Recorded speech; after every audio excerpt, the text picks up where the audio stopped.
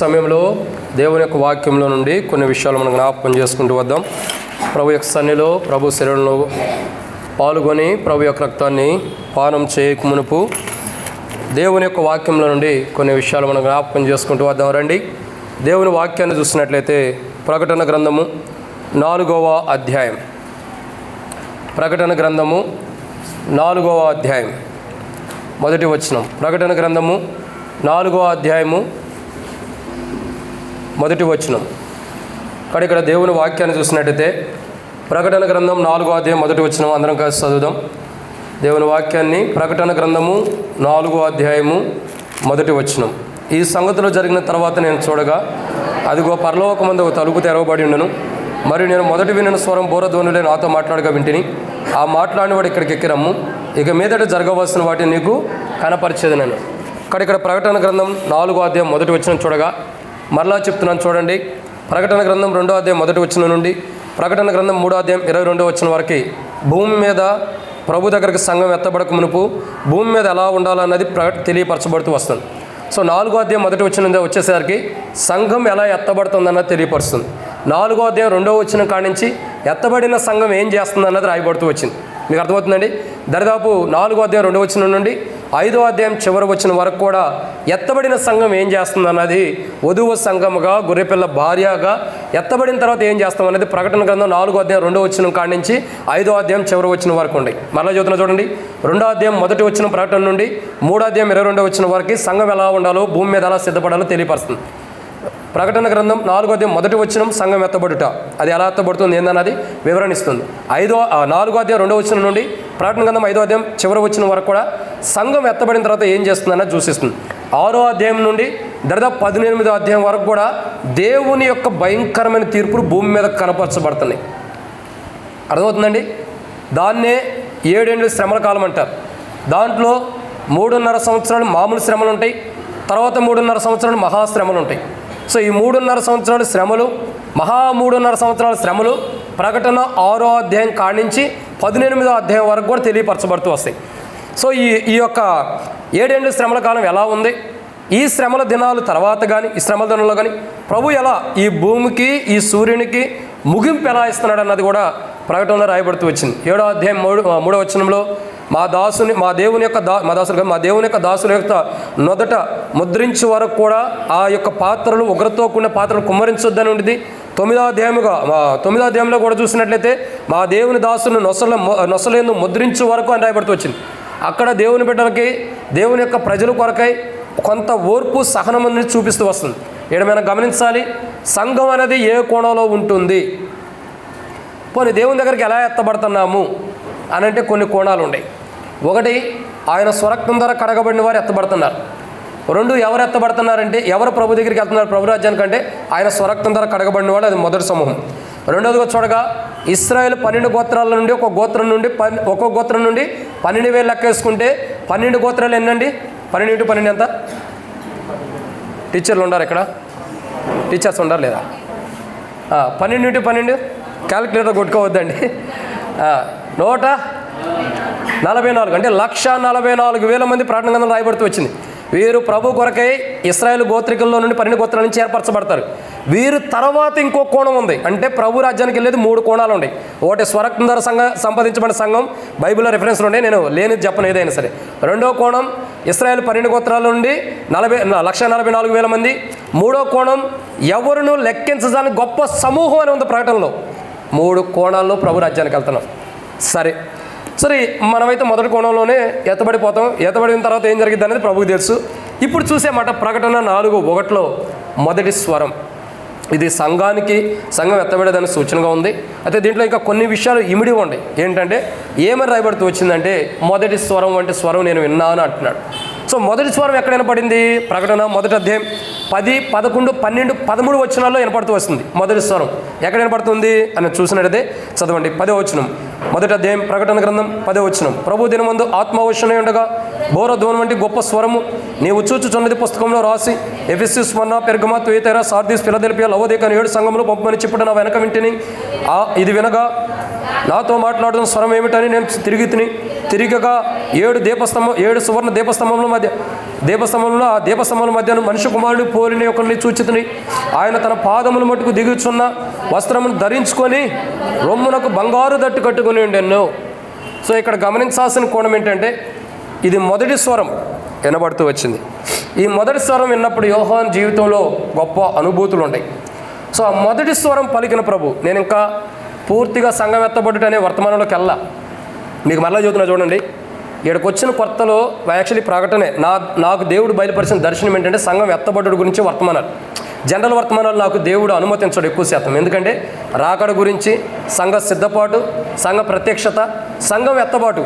నేనేమనుకున్నానంటే రావటంతోనే ప్రకటన గ్రంథం గురించి తీసుకుని కొద్దిగా డెప్త్గా వెళ్ళాలి అన్న కోణంలో సిద్ధపడి ఉండాలి.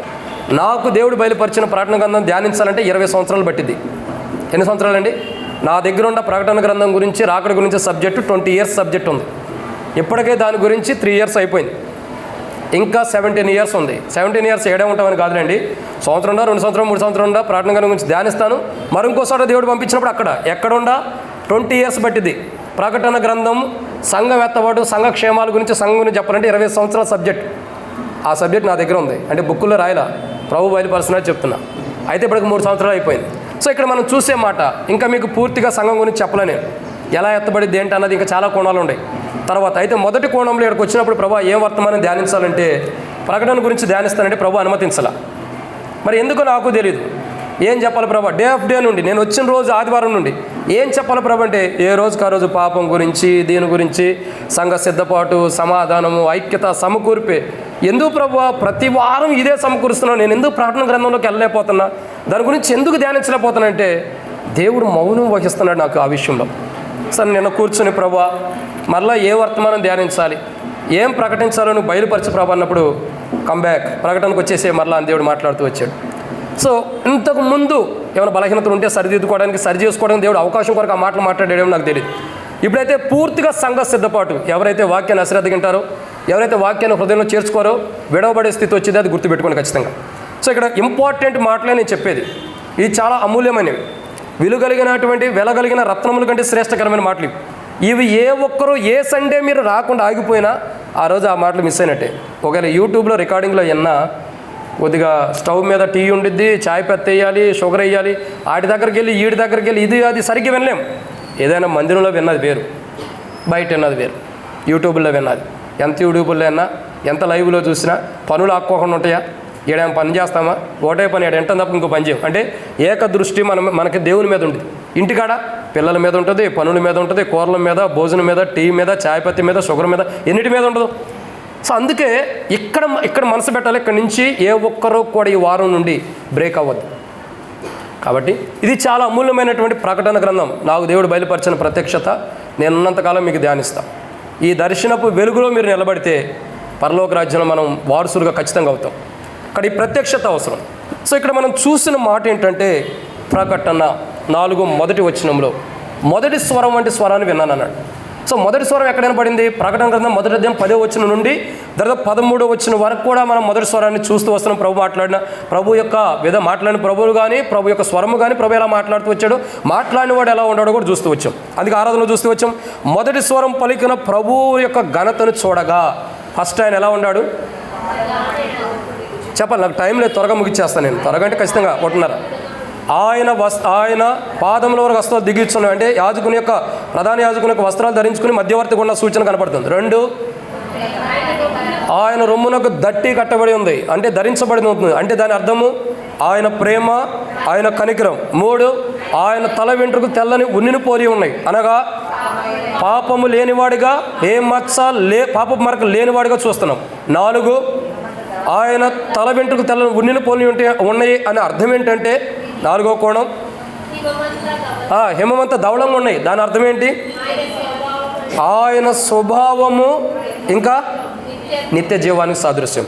ఇంకా ఆయన నేత్రంలో 5వదిగా ఆయన నేత్రములు అగ్ని జ్వాలల వలె ఉన్నాయి. దానికి అర్థము చీకటిని పారద్రోలి వెలుగు తీసుకొచ్చిన అనుభవం.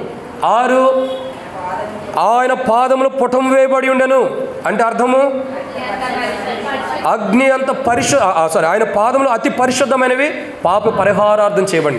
7, ఆయన స్వరం విస్తారమైన జల ప్రవాహంలో ధ్వనువలే ఉండెను అని అంటున్నాం. దానికి అర్థము ఆయన స్వరములో స్వస్థత ఉంది, ఆయన స్వరములో ఆదరణ ఉంది, ఆయన స్వరంలో సంతోషం ఉంది. సో ఇంత గొప్ప ప్రభు 7 దీపస్తంభముల మధ్య సంచరిస్తున్నాడని చూసాం. ఇదే వచనాల్లో ఇంకో కోణం కూడా ఉంది. దీనికి అర్థాలు కూడా ఇదే వచనాల్లో ఇంకో కోణం. ఈ 7 వచనాలే ఇంకొక వచనం నేను తీసుకెళ్ళను. ఇప్పుడు మీరు ఆరాధనకి 7 పాయింట్లు రాసుకున్నారు, ఏవైతే 7 పాయింట్లు రాసుకున్నాడో అదే 7 పాయింట్లలో ఇంకో కోణం కూడా ఉంది. ఇంకో కోణం కూడా ఉంది. దాన్ని మనం చూడక మునుపు ఆ కోణం ఏంటంటే, ఒక మాట చెప్పాలంటే, మొదటి స్వరం పలికిన ప్రభువును చూసి, లేదంటే ఆ మొదటి స్వరం పలికిన ప్రభువు చేసేవి ఏంటి అన్నది కొన్ని ఉన్నాయి. చూసి కాదు, చేసేవి. ఆ మొదటి స్వరం పలికిన ప్రభు చేసేవి ఏంటి? 7 దీపస్తంభాల మధ్యలో సంచరించిన ప్రభు, ఆ మొదటి స్వరం పలికిన ప్రభు చేసేవి ఏంటంటే 7 విషయాలు ఉన్నాయి. ఇదే వచనాల్లో నుండి వస్తాయి. వాటిని మనం ధ్యానించక మునుపు ప్రభు నడిపి కొరకు చిన్న ప్రార్థన అనగానే అందరూ కళ్ళు మూసుకోవాలి, నా వైపు చూడొద్దు. ప్రేమ కలిగిన తండ్రి, పరిశుద్ధుడు అయిన దేవ, మహోన్నతుడైన తండ్రి, మీకు స్తోత్రాలు. ఆకాశం మహాకాశం పట్టజనుల గొప్ప తండ్రి, మీకు వందనాలు. ఎవరు సమీపించరాని తేజస్సులో మీరు మాత్రం ఉండి అమరత్వానికి కలిగినటువంటి గొప్ప దేవ, మీకు వందనాలు. ఆకాశం మీ సింహాసనం, భూమి పాదపీఠం చేసుకున్నందుకే వందనాలు. వేల కొలది కృతజ్ఞతాస్తుతులు మీకు చెల్లిస్తున్నాం. మహోన్నతుడైన తండ్రి దేవా, ఎవరు సమీపించరాని తేజస్సులు మీరు మాత్రం ఉండి అమరత్వం కలిగిన గొప్ప దేవుడు, అందుకే స్తోత్రాలు. 7 దీపస్తంభముల మధ్య సంచరిస్తున్న గొప్ప ప్రభువా, మీకు వందనాలు. తండ్రి, ఎవరు సమీపించరాని తేజస్సులో అమరత్వాన్ని కలిగిన శ్రీమంతుడైన అద్వితీయ సత్యదేవుడు అయినందుకే మీకు స్తోత్రాలు. మా ప్రభు, ఈ సమయంలో మీ సన్నిధికి వస్తున్నాం, మీ పాదముల దగ్గరికి వస్తున్నాగా తండ్రి. ప్రభువా, మీ శరీరంలో పాల్గొనటం కొరకై, మీ రక్తంలో పాల్గొనటం కొరకై కొన్ని మాటల వాక్యం ధ్యానించబోతున్న సహాయం చేయండి. దాసుడు కళ్ళు యజమానుడి వైపు చూస్తున్నట్లు, దాసుల కళ్ళు యజమానుల వైపు చూస్తున్నట్లు మా కళ్ళు మీ వైపు వీక్షిస్తుండగా మీరే సహాయం గురించి మహిమ పొందండి. దయచేసి నీ ప్రజల పక్షాన నీకున్న దయచొప్పున దయతను జ్ఞాపకం చేసుకోండి. కింద కూర్చొని ప్రజలకు నేను వాక్యం అందిస్తానికి యోగ్యత లేనివాడిని, వారికి వాక్యం ప్రకటిస్తానికి ఏమాత్రం అర్హత లేదు. నాకంటే గొప్ప జ్ఞానులు, బలవంతులు, జ్ఞానం కలిగిన వారు, అధికమైన వారు ఉన్నారు. కానీ నేను నిష్ప్రయోజకమైన దాసుని, ఎన్నిక లేని వాడిని, ఎందుకు పనికిరాని వాడిని, వట్టివాడిని, మట్టివాడిని. నన్ను నేను ఖాళీ చేసుకుంటానుగా నీ పరిశుద్ధాత్మ అభిషేకం నడిపింపు, తెరవబడిన ఆకాశం అనుగ్రహించి ఆకాశం ఇప్పి పటజలంత విస్తారమని పరిశుద్ధాత్మను అభిషేకించి, మాకు కాదు యెహోవా, మాకు కాదు నీ కృపాసత్యం బట్టి నీ నామని మహిమ కలుగును గాక. నీ ప్రజల పక్షాన నీకున్న దయ చొప్పున దయతో నన్ను జ్ఞాపకం చేసుకుని ఏ ఒక్కరం అశ్రద్ధ కలిగిన వారమై తండ్రి బలలో పాల్గొనుకోకుండా సాయించండి. 7 దీపస్తంభాల మధ్య సంచరిస్తున్న ప్రభు మా మధ్యలో కూడా మీరు సంచరిస్తున్నారు కాబట్టి దైవ భయం కలిగి బలలో పాల్గొన్నట్టు సాయించమని యేసు ప్రభు నామములో ప్రార్థిస్తున్నాను తండ్రి, ఆమేన్. కాబట్టి ఇక్కడ దేవుని వాక్యాన్ని చూస్తున్నట్లయితే ప్రియులారా, 12:41 అయింది. ఇప్పుడు ఎన్ని గంటలు ముగించాలన్నది మీ ఇష్టం, ముగిద్దాం. కాబట్టి ఇక్కడ దేవుని వాక్యాన్ని చూసినట్లయితే 7 దీపస్తంభముల మధ్య సంచరిస్తున్న ప్రభు మొదటి స్వరము పలికేడు. మొదటి స్వరం పలికిన ప్రభువు చేసేవి, ఆ మొదటి స్వరం పలికిన ప్రభు యొక్క ఘనతల ఆరాధనలు చూసాము. ఆ మొదటి స్వరం పలికిన ప్రభు చేసేవి ఏంటంటే, మొట్టమొదటిగా రండి, the book of Revelation chapter 1 verse 13. ప్రకటన 1వ అధ్యాయము 13వ వచనం.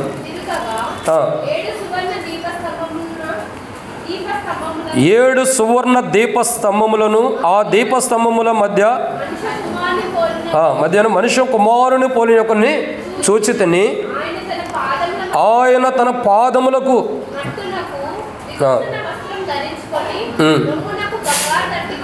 చాలమ్మా. ఇక్కడ మొదటి కోణం చూస్తున్నాం. ఆయన తన పాదముల మట్టుకునకు దిగుచున్న వస్త్రమును ధరించుకొని రొమ్మునకు బంగారు దట్టి కట్టుకొని ఉండెను. మొదటి కోణం ఏం చూసేవండి ఆరాధనలో? ఆయన వస్త్రములు దిగుచున్న పాదముల మట్టునకు దిగుచున్న వస్త్రములను చూస్తూ వస్తున్నాం. ఈ వస్త్రముల ఆరాధనలు ఏం చెప్పబడుతూ వచ్చినాయి? ప్రధాన యాజకునికి సూచన, ఇంకా మధ్యవర్తిగా ఉన్న అనుభవాన్ని చూపిస్తుంది. అయితే ఇది రెండో కోణం ఏం కనబడుతూ వస్తుందంటే, ఈ యొక్క దిగుచున్న పాదముల వరకు దిగుచున్న వస్త్రములు రెండోదిగా దేనికి సూచన అంటే, మహాయాజకుడు ఆయన అధికారాన్ని తెలియపరుస్తున్నాయి. ఈ వస్త్రాలు దేని సూచనగా ఉండేయండి? మహాయాజకుడు ఆయన అధికారాన్ని. మీరు గమనించినట్టు అధికారము అని దేని చెబుతున్నామంటే, ఇది వాస్తవం, వ్యాఖ్యానంలో కూడా ఎట్లాగా ఉంది, ఆయన అధికారాన్ని సూచిస్తుంది. ఆయన అధికారం అంటే మీరు గమనించండి, యోసేపు ఎక్కడ ఉన్నాడండి? అధికారి కాకమునుపు యోసేపు ఎక్కడ ఉన్నాడు?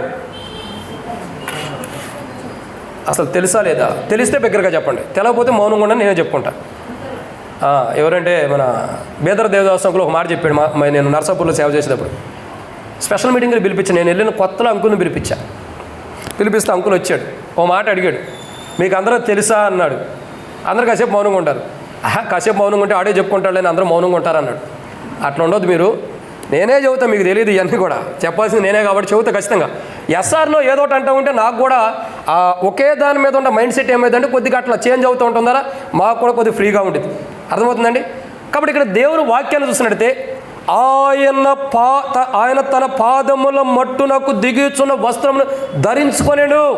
దీనికి అర్థం ఆయన అధికారం. ఆయన మహాయాజకుడిగా కనబడుతున్నాడు అక్కడ. రెండోదిగా ఆయన అధికారాన్ని సూచన వల్ల అధికారము. నేను అడుగుతాను కదా, యోసేపు చెరసాల్లో ఉన్నప్పుడు ఎలా ఉండి, చెరసాల్లో ఖైదీకున్న విధానంలో ఆ వస్త్రాలు కానీ అనుభవాలు వేరుకుండే. ఎప్పుడైతే ఆ దర్శనము రాజుకు వచ్చిందో, రాజుకు దర్శనం వచ్చినప్పుడు యోసేపును తీసుకొచ్చినప్పుడు యోసేపు ఎలా ఉన్నాడు? ఆ వస్త్రాలు ఖైదీలు ఎలా ఉన్నాడు? ఖైదీగా ఎలా ఉన్నాడు? అలాంటి వస్త్రాలతోనే వచ్చాడా? ఎలా వచ్చాడంటే రాజు దగ్గరికి వచ్చినప్పుడు వస్త్రాలు మార్చబడి సన్నపు నార బట్టలు ధరించబడినటువంటి అనుభవంలో యోసేపు కనబడుతూ వస్తున్నాడు అక్కడ రాజు దగ్గరికి వచ్చినప్పుడు. ఎందుకు కనబడుతూ వచ్చినాయి? రాజు దగ్గరికి వచ్చినప్పుడు ఒక శ్రేష్టకరమైన వస్త్రాలు కలిగి ఉండాలి. అందుకే కదా యాకోబు తన కుమారుడికి శ్రేష్టకరమైన వస్త్రాలు ఇచ్చింది యోసేపుకి. అదే యోసేపు మరి రాజు దగ్గరికి వచ్చినప్పుడు, రాజు యొక్క అనుభవం దగ్గరకు వచ్చినప్పుడు రాజు ఏమంటాడు? అతని జ్ఞానాన్ని అంతా తెలిసిన తర్వాత ఇతను వంటి వాడు మనం కనుగొనలేమని చెప్పని, అయ్యా నేను సింహాసన విషయంలో తప్పక మొత్తం నువ్వే ఏంటి, సింహాసనం విషయం ఒకటే, ఏదో పేరుకి రాజు అన్నవాడిని అంత మాత్రంగా ఏం లేదు. ఎందుకంటే రాజు కూడా ఉండకపోతే అందరూ ఏదో ఒకటి అంటారు నీకు చేతగానోడు అని. కాబట్టి రాజుగా ఉంటే అంతే, అధికారం మొత్తం నీదే. ఇప్పుడు యోసేపు జీవితం ఎలా ఉందండి? మార్చబడిన తర్వాత తన వస్త్రాలు మార్చబడి తనకి రథం మీద పడుతూ వచ్చింది. ఆ రథం మీద రాజు యొక్క రెండో రథం మీద ఎక్కించబడి తిప్పబడుతూ వస్తున్నాడు. ఎందుకు ఇలా జరుగుతూ వచ్చింది? తన అధికారాన్ని చూపిస్తుంది అక్కడ. అందుకే కదా యోసేపు ఏది లిఖించాడు అదే, యోసేపు ఏం చెప్పాడు అదే. అందుకనే కదా రాజ్యంలో ఎవరు ఎంత ధాన్యం ఇవ్వాలి, ఎంతగా కొనాలో యోసేపు నిర్ణయమే జరిగింది. చివరికి ప్రజలకు ఎంత ధాన్యం పంచిపెట్టాలన్నది కూడా యోసేపు నిర్ణయం తప్పక రాజు నిర్ణయం కూడా లేదు.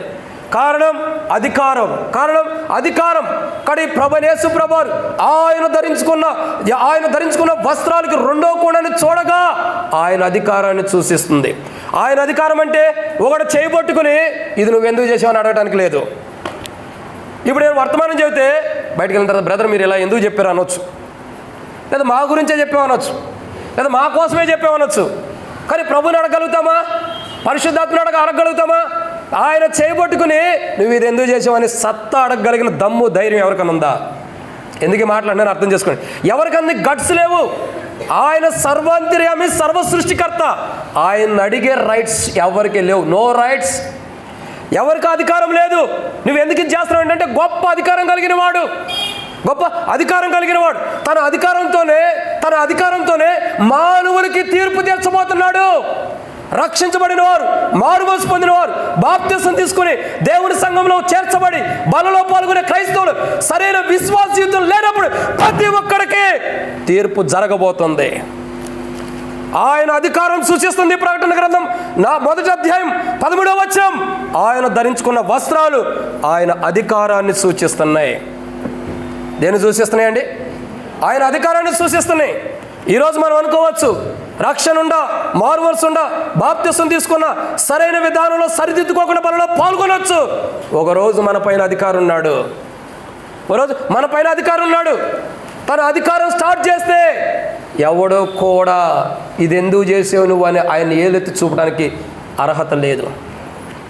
అంత గొప్ప ప్రభు 7 దీపస్తంభముల మధ్య ఎందుకు సంచరిస్తున్నాడంటే యాజకుడి గుండి, మధ్యవర్తి గుండి పాప నిమిత్తమై ఎలాగైతే చనిపోయిన చూపించాడో అదే ప్రభు సంఘంలో సంచరించట్టున్నాడు.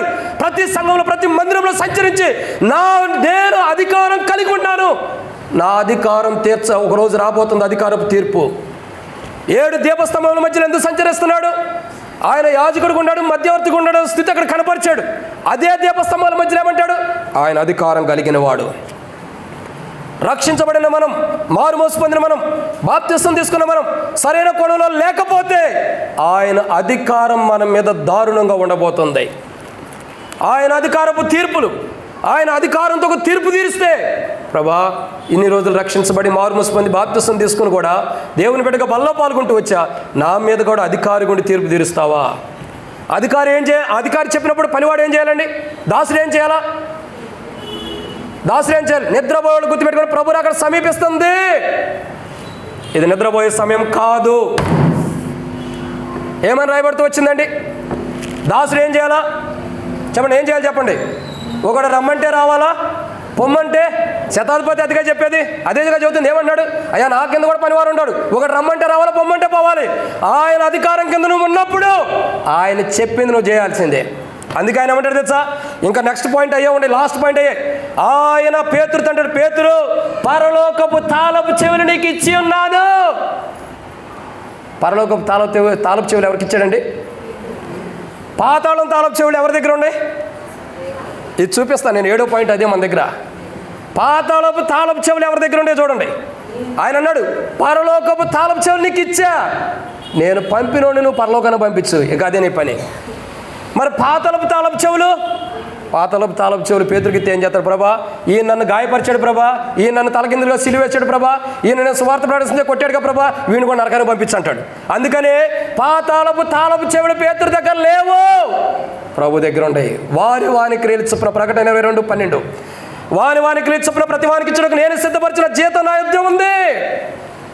ఆ శాలరీ ఇవ్వటానికి ఆయన సిద్ధంగా ఉంటాడు, ఆయన అధికారంతో. జాగ్రత్త ప్రియులారా, ఏదో మందిరానికి వస్తున్నావు వెళ్తున్నావు అంటే కాదు, దేవుని మందిరానికి వస్తున్నావు వెళ్తున్నావు అంటే కాదు, ఇష్టం ఉంటే వస్తావు, కష్టం ఉంటే మానుకుంటావు, ఇది కాదు. నీకు ఇష్టం ఉన్నా కష్టంగా ఉండి ఆయన అధికారం కింద నువ్వు ఒప్పుకోవాల్సిందే. భయంకరమైన అధికారం అది. ఆ అధికారాన్ని ఎవడు తప్పించుకోలేడు. ఆయన రమ్మంటే, పరలోకానికి వెళ్ళమంటే నువ్వు వెళ్ళాలా, నువ్వు నరకానికి వెళ్ళంటే నువ్వు వెళ్ళిపోవాల్సిందే. ఆయన అధికారం కింద ఉన్నావు. ఎక్కడికి వెళ్ళబోతున్నావు డిసైడ్, చాయిస్ యువర్. ఎక్కడికి వెళ్ళబోతున్నావు? ఆయన అధికారం ఎలా ఉంది నీ నా పైన? పరలోకానికి పొమ్మనేటట్టు ఉందా, నువ్వు నరకానికి వెళ్ళిపోనేటట్టు ఉందా? రక్షించబడినా, మారుమూసి బాప్తిసం పొందినా మేము పరలోకానికి వెళ్తామని చెప్పవకండి. ఇస్కరియోతు యోధ స్థానం ఏంటి? శిష్యుల్లో 12 మందిలో ఒకటిగా స్థానం ఇచ్చాడు. పోగొట్టుకున్నాడా లేదా? పోగొట్టుకున్న తర్వాత ఏమైంది? స్థానాన్ని పోగొట్టుకున్నాడు. పరలోక రాజ్యంలో మనం ముద్ర వేయబడి మనం దేవుని బిడ్డలుగా ఉన్నామన్న దానికంటే దాన్ని కాపాడుకోకపోతే ఆ స్థానం పోగొట్టుకుంటామన్న భయముతో, ఆయన అధికారం చలాయించబోతున్నాడన్న భయంతో మనం ఉండాలి. ఇది మొదటిది. 2 ప్రకటన గ్రంథం 2వ అధ్యాయం, ప్రకటన గ్రంథం 1వ అధ్యాయం 13వ వచనం. The book of Revelation chapter 1:13. ప్రకటన 1వ అధ్యాయం 13వ వచనం. అక్క, నేను ఇంత ఉద్యోగంగా చెబుతుంటే తిరగగా ఏంది అంతా తిరిగి వచ్చినట్టుగా మెల్లగా చెబుతారు, తిరిగి అచ్చిపోయినలాగా. పెద్దగా చదవండి. నేను మొదట చెప్పా, ఇంటికాడ ఉండే స్వరం మనకు కావాలి. ఇంటికాడ స్వరం అంటే తెలుసు కదా మీకు. భర్త గ్లాస్ ఇక్కడ పెట్టాల్సింది కాదు, అక్కడ పెట్టాడనుకో ఏమే కళ్ళు కాపాడతల్లా, ఎడబెట్టావు, ఆడుండే స్వరం ఎడకొచ్చేదానికి ఎక్కడ పెట్టారు గ్లాసు. ఈ స్వరాలు నాకు వద్దండి. యథార్థమైన స్వరం ఇంటికాడ ఎలా ఉంటారో అలా చదవండి, పెద్దగా చదవండి.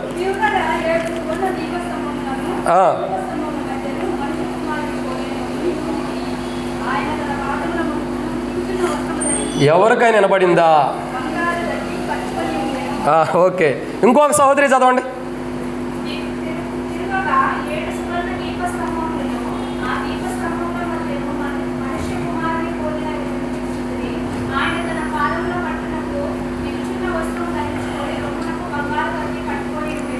ఈరోజు ఎందుకో కేజీ అక్కకి సమయం ఇవ్వట్లేదు అట్టుకుంటా అందరూ. అక్కేం పాపం వెనకాల కూర్చుంది కాబట్టి సమయం ఇవ్వట్లేదు అట్టుకుంటా అందరూ. సరే, ఇక్కడ దేవుని వాక్యాన్ని చూసినట్టయితే 2వ కోణం, ప్రకటన 1వ అధ్యాయం 13వ వచనంలో 2వ కోణం చూస్తున్నాం. ఆయన రొమ్మునకు బంగారు దట్టి కట్టుకొని ఉండెను. అంటే దీని అర్థం ఏంటో తెలుసండి? ఆరాధనలో ఏం చూస్తూ వచ్చాం? ఆయన ప్రేమ, ఆయన కనికరమును చూస్తూ వచ్చాం. కానీ ఇప్పుడు చూడగా ఆయన న్యాయపరమైన తీర్పును సూచిస్తుంది. ఆయన రొమ్మునకు దట్టి, ఆ రొమ్మునకు బంగారపు దట్టి దేని సూచన అంటే ఆయన ప్రేమ, ఆయన కనికరమే. మరో కోణం, ఆయన న్యాయపరమైన తీర్పుకు సూచన ఉంది. ఆయన తీర్పు తీర్చేటప్పుడు, ఆయన తీర్పు తీర్చబోతున్నప్పుడు, ఆయన న్యాయపరమైనటువంటి తీర్పు జరిగించబోతున్నప్పుడు ఆ న్యాయపరమైన తీర్పు అక్కడ కనబడబోతుంది.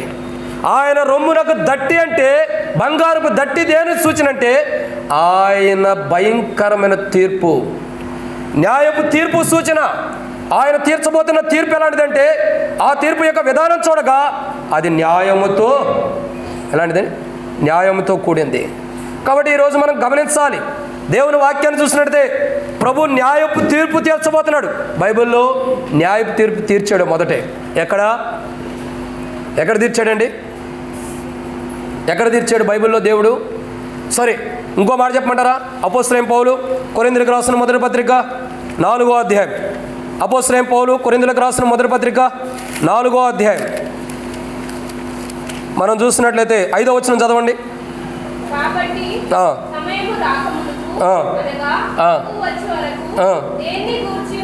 చాలండి. ఏమని రాయబడుతూ వచ్చిందండి? సమయం రాకమునుపు, ప్రభు రాకడ సమీపించేంత వరకు కూడా దేనిని గూర్చి తీర్పు తీర్చవద్దు. ఎందుకు? ఆయన రహస్యమైన వాటిని వెలుగులోకి తీసుకొస్తారు కాబట్టి మనం తీర్పు తీర్చకూడదు. దేని గురించి కూడా మనం తీర్పు తీర్చకూడదు. కానీ దేవుడు న్యాయపరమైన తీర్పు తీర్చాడు బైబిల్లో. ఎక్కడ తీర్చాడు? ఎవరికి తీర్చాడు తెలుసా? పోనీ ఆయన న్యాయపరమైన తీర్పు ఎవరికి తీర్చాడు తెలుసా? తెలీదా? తనకిష్టమైన హృదయానుసారుడికి తీర్చాడు. ఎవరా హృదయానుసారుడు? దావీదు రాజు తప్పు చేస్తే నా హృదయానుసారుడే కదా, నా బిడ్డే కదా. పోనీ వ్యభిచారం చేశాడు, ఓ నీతిమంతుడైన ఉజ్జాన్ని చంపించేసాడు. ఒక నీతిమంతుడైన ఉరియాన్ని చంపించేశాడు. పోనీలే, అయితే అయిపోయిందిలే, నా ఓడే కదా అనుకున్నాడా? చెప్పండి. దేవుని న్యాయ తీర్పులు అంటే ఇలాగే ఉంటాయి. తనోడైనా బయటోడైనా ఒకటే తీర్పు.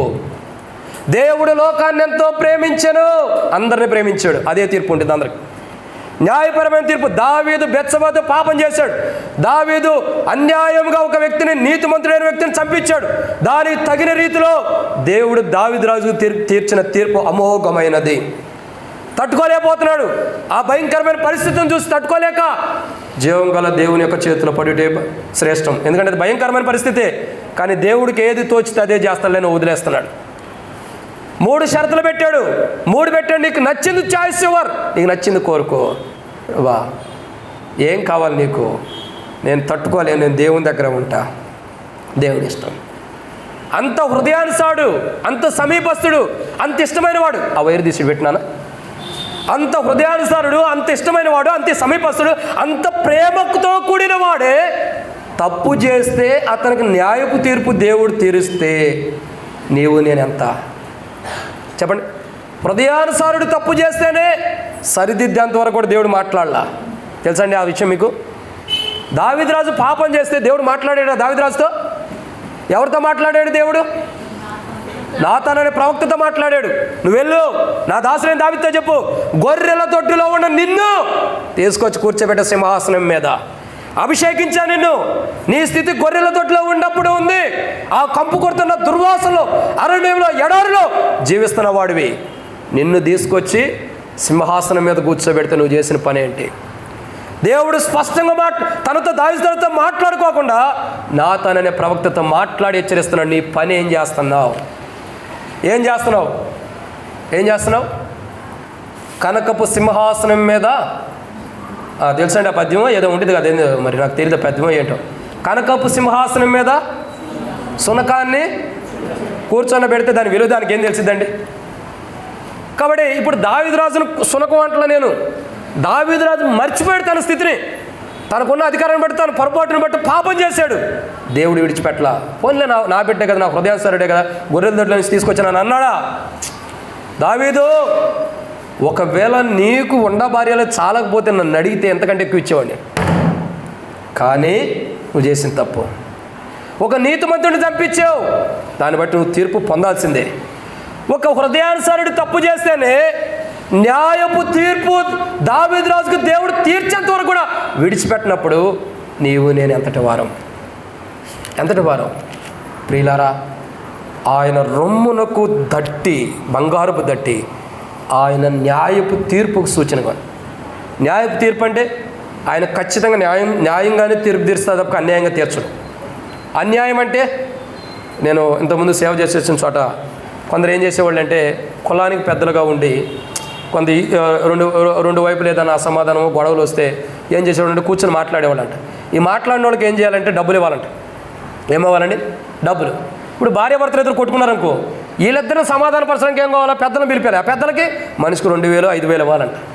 నాకు తెలీదు, తర్వాత తెలిసింది. ఒక ఆయన మందిరానికి రాలే ఆదివారం, ఏంటన్నా రాలేదని చెప్పని ఎవరిని అడిగితే ఇంకొకళ్ళు ఏమన్నా తెలుసా, చెప్పేవాళ్ళు ఉంటారు కదా చెవుల్లో ఊదేవాళ్ళు, అన్న నేను చెబుతారా అని చెప్పని పిలిచారు. ఏంటన్నా అంటే ఏం లేదు అన్న, కులంలో ఈరోజు ఏదో మీటింగ్ ఒకటి ఉంది, ఇద్దరు భార్య భర్తలు విడిపోయారు, వాళ్ళిద్దరిని కలిపి మాట్లాడితేనంటే వీళ్ళకి డబ్బులు ఇస్తారు, అందుకే ఈరోజు మందిరానికి రాలేదన్నారు. ఆ డబ్బుల కోసం ఈరోజు మందిరానికి రాలేదంట, పంచాయతీ తీస్తే డబ్బులు ఇస్తారు. ఆ పంచాయతీ పోస్ట్ పోయినా డబ్బులు ఇవ్వాల్సిందే, ఎన్నిసార్లు పంచాయతీలు ఏంటి అంటాను. కానీ ఇది అలాంటిది కాదు. అందుకే నేను మొదట్లో చెప్పా, ఆయన లంచం తీసుకోడు, ఆయన న్యాయపు తీర్పు న్యాయంగానే తీరుస్తాడు, అన్యాయం తీర్చడు. నువ్వు నాకు మేలు చేసావు, నన్ను ఆరాధిస్తున్నావు అని ఒక్కో కోణంలో, నువ్వు నన్ను నమ్మలేదు, నా రక్షణ నువ్వు అనిపించలేదు ఇంకో కోణంలో తీర్చేవాడు కాదు. All are equal, all are pluses, all are equal. అందరూ సమానులే, అందరూ ఒకటే రీతిలో ఉన్నవారు, ప్రత్యేకమైన వారు. ఆల్ ఆర్ లవ్డ్, అందరూ ప్రేమ కలిగి ప్రేమించేవాడే. భక్త్ సింగ్ గారి జీవితంలో దేవుడు మాట్లాడింది అదే. అందరూ సమానులే, అందరూ ప్రత్యేకమైన వారే, అందరూ దేవుని ప్రేమను కలిగిన పొందుకున్న వారే, అందరినీ దేవుడు ప్రేమిస్తున్నాడు. అట్లాగే న్యాయపు తీర్పు, ఎవరికి అన్యాయంగా తీర్పు తీర్చడైనా. ప్రియులారా, ప్రభు శరీరంలో పాల్గొనబోతున్నప్పుడు మనం ఎలా ఉంటాం, మనల్ని మనం పరీక్షించుకోవాలి. ప్రభు శరీరం దగ్గరకు రాబోతున్నప్పుడు మనం ఎలా ఉంటాం. న్యాయపు తీర్పు వాకిటి యొద్ద ఉంది, నీ ముందు నుంచున్నది ఎవరు? పాట కూడా ఉందిగా, న్యాయపు తీర్పు నీ ముందరన్నది. తెలుసా పాట? న్యాయపీఠం నీ ముందుంది, కూర్చున్నది ఎవరు? అది ఖచ్చితంగా ఉన్నాడు. న్యాయపు తీర్పు. నేను ఇంకా ధవళ సింహాసనం గురించి చెప్పలా. ధవళ సింహాసనం గురించి భయంకరమైన మెసేజ్ ఉంది. ఒక్కరు కూడా కూర్చోరు, ఒక్కరు కూడా. దేవరకొండ నల్గొండలో వాక్యం చెబితే ధవళ సింహాసనం గురించి ఇక్కడ కూర్చున్న సేవకుడు చేతి తీర్మానం చేసుకున్నాడు. యూట్యూబ్లో ఉండేది, కావాలని చూడండి. సేవకుడు కూడా తీర్మానం చేసుకున్నాడు. అలా ఉండేది ధవళ సింహాసనం గురించి. ఇంకా మీకు ఇంట్రడక్షన్ ఈ వర్తమానాలని ఇంకా లోతుకి వెళ్ళా, చాలా టైం ఉంది. కాబట్టి ప్రియులారా, వచ్చేది ఎంతమందో ఆగిపోయేది ఎంతమందో అప్పుడు తెలిసింది. కానీ ఇక్కడ గమనించాల్సిన కోణం ఏంటంటే, ఆయన న్యాయపు తీర్పు సూచన. ఆయన హృదయం దగ్గర ఉన్న దట్టి, ఆయన గుండెల దగ్గర ఉన్న దట్టి దేని సూచన అండి? రొమ్మునకుండా దట్టి చెప్పండి. ఆయన ప్రేమ కనికరానికి సూచన ఉంది. అట్ ద సేమ్ టైం అదే ఆయన న్యాయపు తీర్పు కూడా సూచన. బలలో పాల్గొంటున్నామంటే న్యాయపు తీర్పు మనకుందన్న భయం కలిగి పాల్గొనాలి. ఎన్నో మాట అండి ఇది? 2. 3వ విషయాన్ని చూద్దామా రండి. ప్రకటన గ్రంథం 1వ అధ్యాయం 14వ వచనం. ప్రకటన గ్రంథము 1వ అధ్యాయం 14వ వచనం చదవండి.